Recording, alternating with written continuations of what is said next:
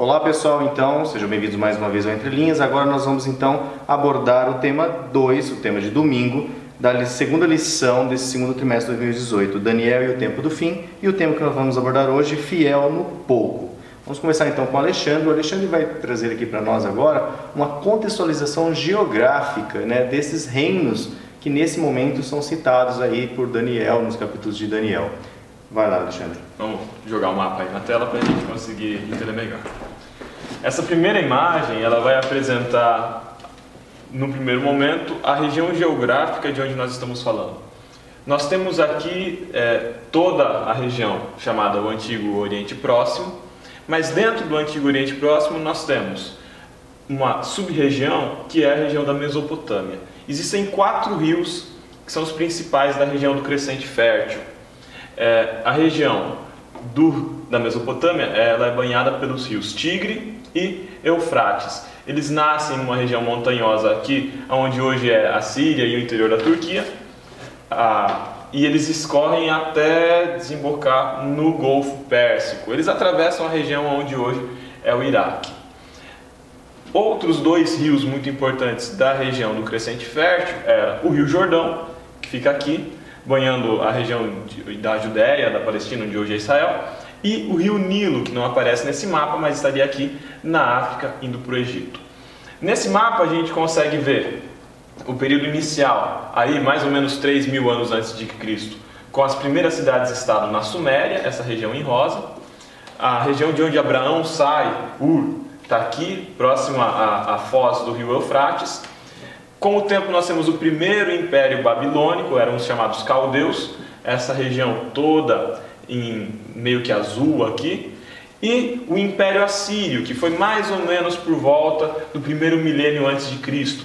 Foi um império muito poderoso e ocupou toda essa região, inclusive essa área verde aqui, chegando no Egito e a região da Palestina. Agora a gente vai para o segundo mapa, em que a gente vê como isso se desenhou depois no tempo de Daniel. Esse mapa aqui a gente já consegue ver o rio Nilo, então ele é um mapa mais amplo. A gente consegue encontrar aqui vários períodos diferentes. Inicialmente nós temos, todo ele é o Império Persa, tá? É a região que foi de domínio dos persas. Mas aqui dentro nós temos a região da Babilônia, que é essa região da Mesopotâmia. A capital da Babilônia ficava dentro do Iraque, hoje próximo de onde está a capital do Iraque também. O Império Babilônico, ou o Segundo Império Babilônico, ele surgiu de uma revolta dos povos que eram dominados pelos assírios. Entre eles, os medos, aqui já está num território bem grande, que é essa parte verde, só que a Média ela fica nessa região aqui. E os babilônicos, eles se revoltaram contra os assírios, só que o Império Assírio não permaneceu unificado, então ele se dividiu. Mais para frente, o reino da Média e da Pérsia, que está aqui essa parte em amarelo, eles se unificaram e derrotaram os babilônicos. Aí a gente tem o período Medo-Persa. O período em que Daniel viveu, ele vai ser o período de domínio babilônico e depois o período de domínio persa.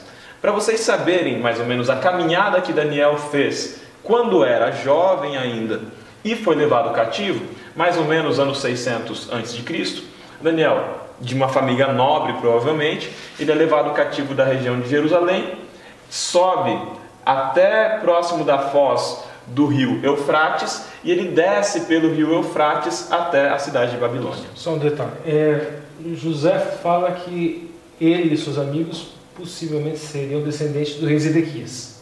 Sim. Só um aspecto interessante do porquê da nobreza de Daniel.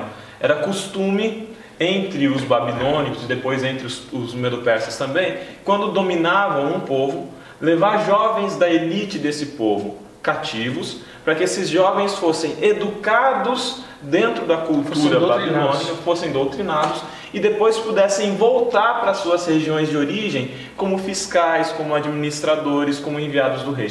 Então, o processo que nós encontramos lá em Daniel 1, de educação de Daniel e de educação também dos amigos de Daniel, ele se dá dentro do contexto de tentar se produzir aqueles que seriam depois intendentes do rei de Babilônia junto aos judeus. Volto então com o Lúcio. Agora o que nós vamos apresentar para vocês é um pouco mais análise dos textos de Daniel, principalmente, né, no capítulo 1 de Daniel. A linha da lição vem trazendo alguns versos. Nós vamos pegar esses versos do capítulo 1 e vamos tentar explorar alguns versículos e algumas análises textuais aí. Bom, vou começar por Daniel, capítulo 1, verso 2, que diz assim: E o Senhor entregou nas suas mãos a Jeoaquim, rei de Judá, e uma parte dos utensílios da casa de Deus, e ele os levou para a terra de Sinar, para a casa de seu Deus, e pôs os utensílios na casa do tesouro de seu Deus. Ricardo, o que você tem para destacar sobre essa questão? Essa questão de Deus, Yahvé, entregou. A expressão hebraica aqui é vaiten. Ela de fato tem essa conotação de dar, entregar, pôr ou colocar.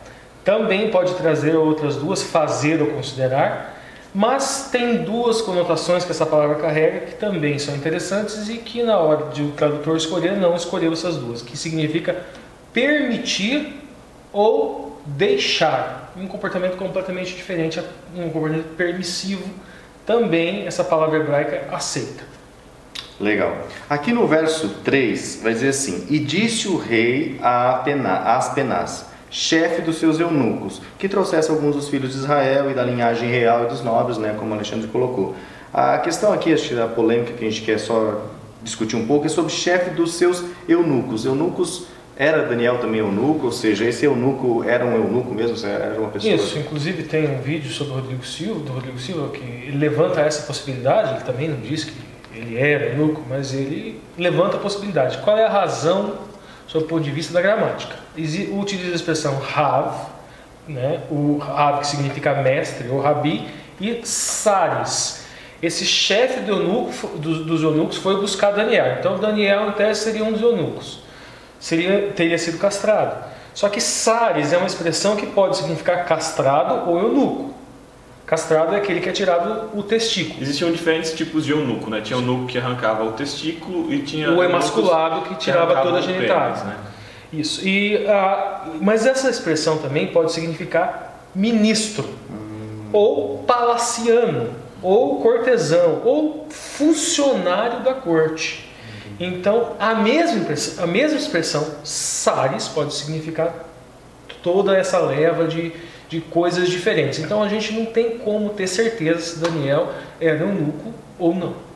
Legal. No verso 5 do capítulo 1 de Daniel diz assim: E o rei lhes determinou a ração de cada dia, da porção do manjar do rei e do vinho que ele bebia, e que assim fossem criados por 3 anos, para que no fim deles pudessem estar diante do rei. Aqui acho que a questão é sobre a palavra vinho. Qual que seria? Não só vinho, a expressão manjar. É manjar do rei. Isso. Primeira coisa, a expressão hebraica aqui, patbag, significa alimento delicado.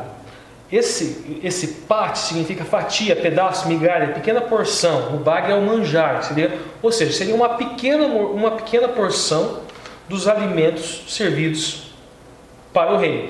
E esse bag dá uma conotação de alimento delicado. Podemos até dizer um alimento condimentado, um alimento feito de uma maneira diferente. E o yain é uma expressão para vinho, uma expressão genérica, que a gente não tem como saber se é vinho novo ou se é bebida forte. Existem duas expressões específicas, que é o tirosh, que seria o vinho novo. É um vinho que não é passado por um processo próprio de levedura, de fermentação, para virar bebida forte. Há apenas uma fermentação natural das bactérias, do ar. E o tirosh, o tirosh e o shekhar. Eu falei do tirosh, que seria o vinho novo, né? E o shekhar seria bebida forte. Esse seria o levedado. Essa expressão a gente não tem como saber se é uma expressão genérica que pode ser tanto vinho novo como vinho velho, como bebida forte. Não tem como a gente saber. Aí a gente chega agora em Daniel 1, verso 12. Experimenta, peço-te os teus servos 10 dias, fazendo que se nos deem legumes a comer e água a beber. Isso seria esses 10. Se lê em hebraico assim: Vietenu, ou seja, dar, né, permitir, é o pedido que é feito. Daniel faz esse pedido. Deixe-nos, permita, delanu, para nós, e min. Esse min, ele tem, aqui que está o problema, né? Porque ele é uma expressão que pode ser traduzida de 3 formas diferentes. E seguindo a frase, min hazeroim. Esse hazeroim é o semente, frutos, legumes Esse zero in pode significar tanto frutos, legumes, vegetais. Só que a questão é que o min, porque esse min pode significar tanto de, como ele também pode significar desde, ou pode significar mas do que. E tem um outro significado que eu vou falar depois. Então essa frase poderia ser lida assim também: permita-nos para nós que nos dê mais do que semente, frutas ou verduras. E pode ser lido também: permita-nos que nos dê frutas, verduras, sementes e legumes. E tem uma outra possibilidade de tradução, que esse min pode ser traduzido por maná. Então a frase poderia ser: permita que nos dê maná, sementes, frutas e legumes.